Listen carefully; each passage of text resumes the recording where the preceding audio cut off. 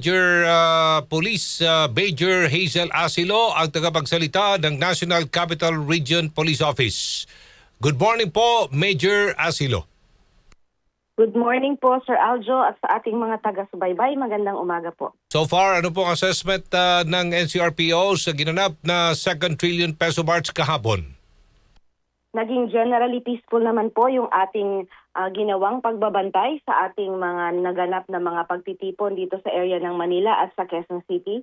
Wala po tayong na-monitor ng mga major untoward incidents maliban po sa ilang mga nasita sa paglabag po dun sa ating anti-Balaclava ordinance dito po sa area ng Manila. Pero bukod po doon, wala naman po tayong iba pang naitalang mga insidente sa ating binantayan. Ilan ho ang na-apprehend for wearing balaclavas?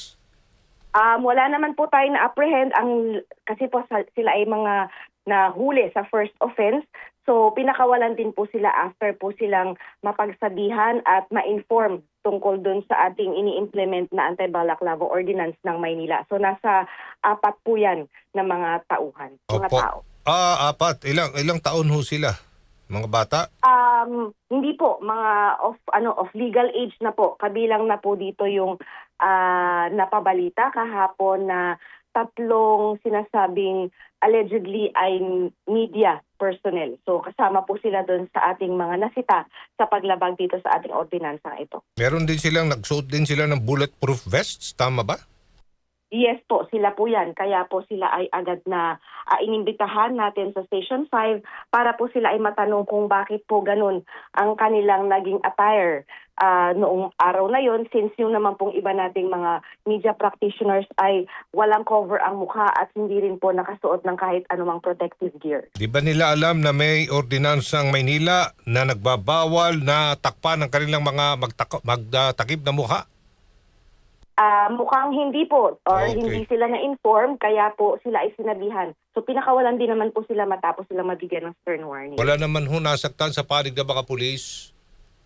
Wala naman po dahil yung ating mga physical barriers na sinet up ay ito yung nagsilbing demarcation line or ito rin po yung naging naging hadlang para magkaroon ng physical contact yung ating mga ralista at itong ating mga pulis.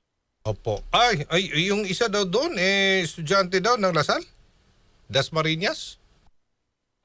Based po dun sa kanyang sa kanyang sinabi po.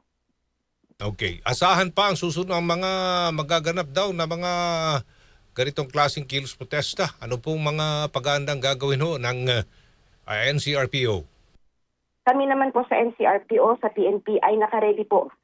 Kami po ay patuloy na maghahanda kung halimbawa po magkaroon ng koordinasyon at abiso tungkol sa panibagong pagtitipon. Kung meron man po ay kami po ay maghahanda at patuloy na sisiguruduhin na magiging maayos ang kanilang magiging pagtitipon. Okay, maraming salamat ho, Police Major Hazel Asilo ng NCRPO. Good morning. Good morning po. Ma'am, pwede ako hahabol lang?